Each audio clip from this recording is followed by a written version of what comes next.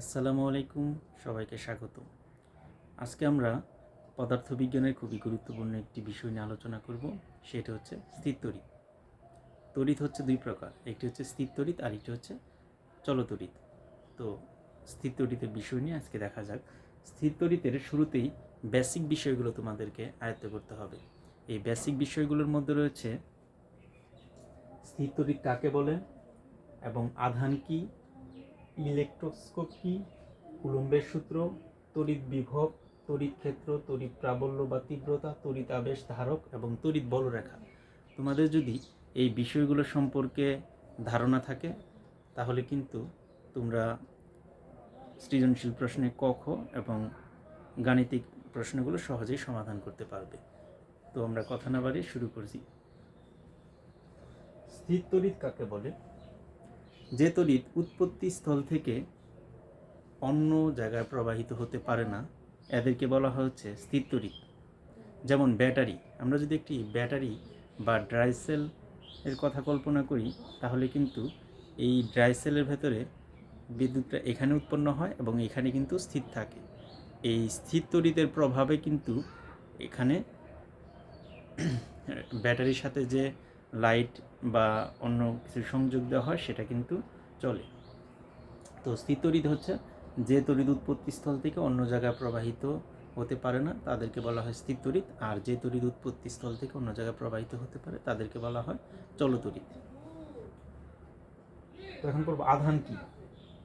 পদার্থ সৃষ্টিকারী মৌলিক কণা সমূহের মৌলিক এবং বৈশিষ্ট্যমূলক যে ধর্ম রয়েছে তাকে বলা হয় আধান।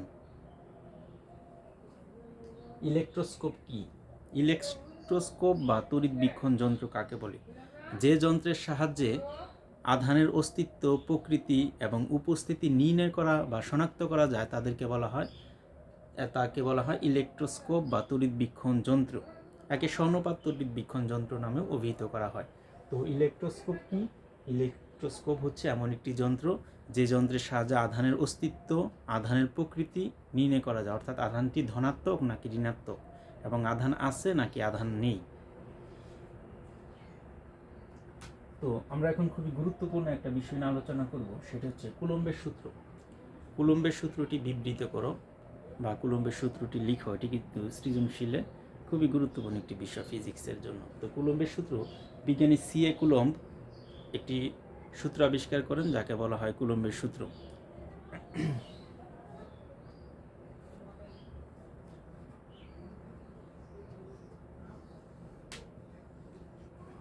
মনে করি এটি একটি গোলক যেখানে আছে Q1 আধান, এটি হচ্ছে Q2 আধান। এদের মধ্যবর্তী দূরত্ব হচ্ছে ডি মিটার। তো কুলম্বের সূত্রটি হচ্ছে দুটি বিন্দু আধানের মধ্যবর্তী আকর্ষণ বা বিকর্ষণ বলের মান এদের আধান দ্বয়ের গুণফলের সমানুপাতিক, মধ্যবর্তী দূরত্বের বর্গের ব্যস্তানুপাতিক এবং এই বল বস্তুকণাদের সংযোজক সরলরেখা বরাবর ক্রিয়া করে। তো কুলম্বের সূত্রটি হচ্ছে কি? কুলম্বের সূত্রটি হচ্ছে, আমরা জানি দুটি আধান কিন্তু পরস্পরকে আকর্ষণও করতে পারে, বিকর্ষণও করতে পারে। সমধর্মী আধান পরস্পরকে বিকর্ষণ করে এবং বিপরীত ধর্মী আধান পরস্পরকে আকর্ষণ করে। যেমন দুটি প্লাস আধান পরস্পরকে বিকর্ষণ করবে, দুটি মাইনাস আধানও পরস্পরকে বিকর্ষণ করবে, কিন্তু একটি প্লাস এবং একটি মাইনাস আধান পরস্পরকে কি করবে? আকর্ষণ করবে। যেমন +10 কুলম আধান এবং +20 কুলম আধান, এরা কিন্তু পরস্পরকে বিকর্ষণ করবে কারণ এরা হচ্ছে সমধর্মী।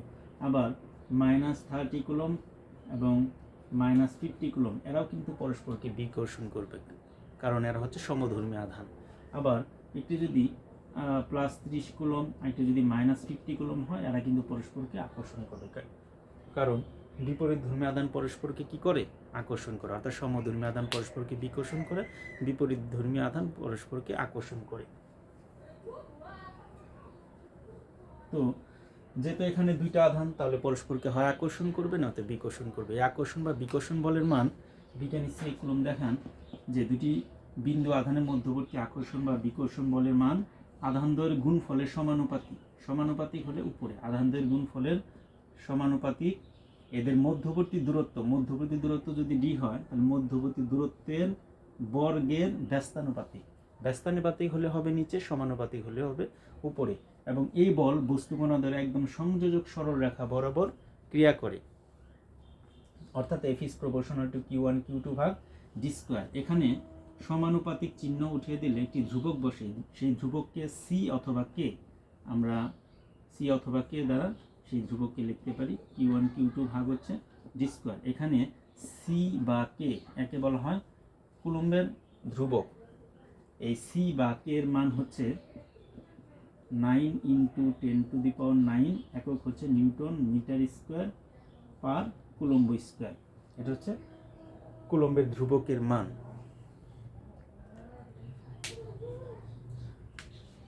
এখন আমরা পড়ব তড়িৎ ক্ষেত্র কাকে বলে।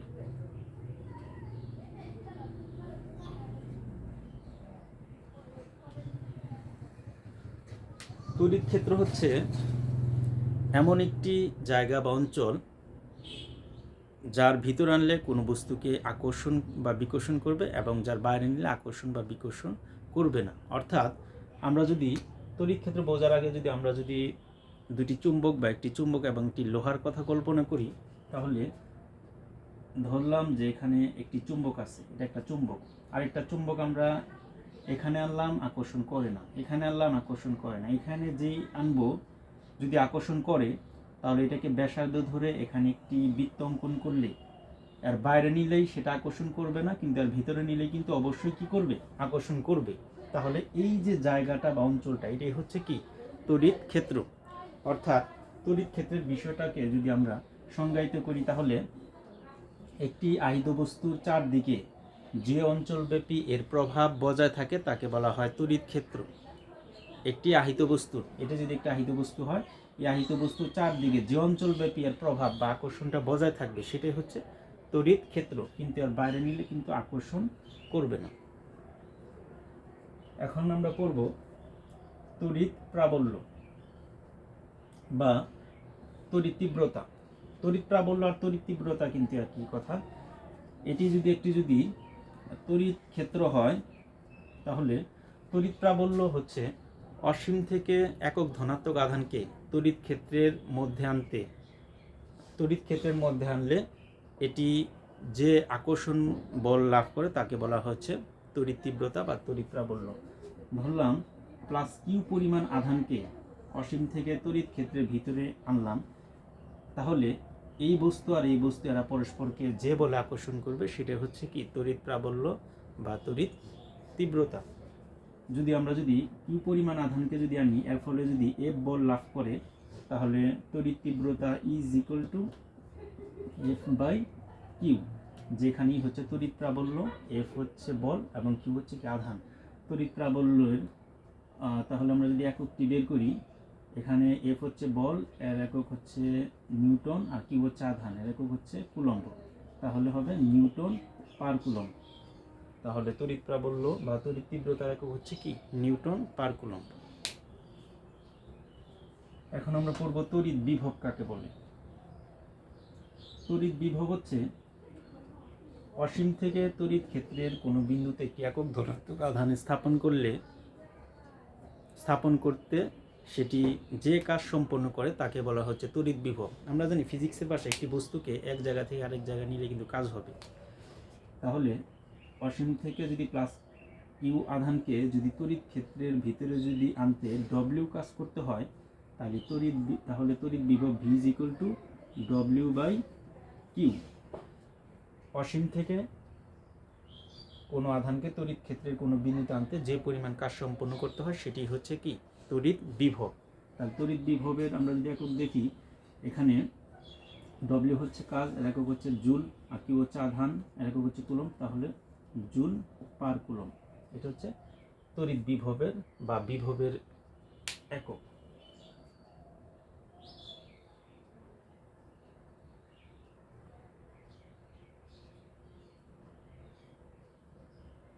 এখন আমরা পড়ব তড়িৎ আবেশ কাকে বলে। তড়িৎ আবেশ বা আবেশ কাকে বলে? একটি আহিত বস্তুকে অন্য একটি অনাহিত বস্তুর কাছে আনলে, অর্থাৎ একটি অনাহিত বস্তুকে অন্য কোনো আহিত বস্তুর কাছে এনে দুটি বস্তুকে স্পর্শ না করিয়ে অনাহিত বস্তুকে আহিত বস্তুতে রূপান্তরিত করার পদ্ধতিকে বলা হচ্ছে তড়িৎ আবেশ। ধরি যে এটি হচ্ছে একটি আহিত বস্তু এবং এটি একটি অনাহিত বস্তু।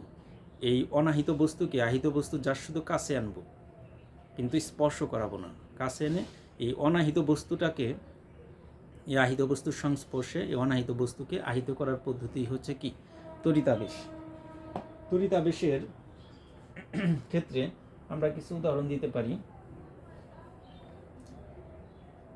যেমন আমরা যদি চিরুনি দিয়ে যদি চুলে যদি ঘষি, তাহলে কিন্তু একটি ধনাত্মক চার্জে চার্জিত হবে আর একটা কিন্তু ঋণাত্মক চার্জে চার্জিত হবে। অর্থাৎ একজন ইলেকট্রন দিবে আর একজন কী করবে? একটি বস্তু ইলেকট্রন দিবে আর একটি বস্তু ইলেকট্রন গ্রহণ করবে। কে ইলেকট্রন দিবে, কে ইলেকট্রন নিবে? যার ইলেকট্রন আসক্তি বেশি সেই ইলেকট্রন গ্রহণ করবে, আর যার ইলেকট্রন আসক্তি কম সেই ইলেকট্রন কিন্তু কী করবে? ত্যাগ করবে। এক্ষেত্রে আমরা যদি একটি প্লাস্টিকের চিরুনি বা প্লাস্টিককে যদি চুলের সাথে ঘষি, তাহলে এক্ষেত্রে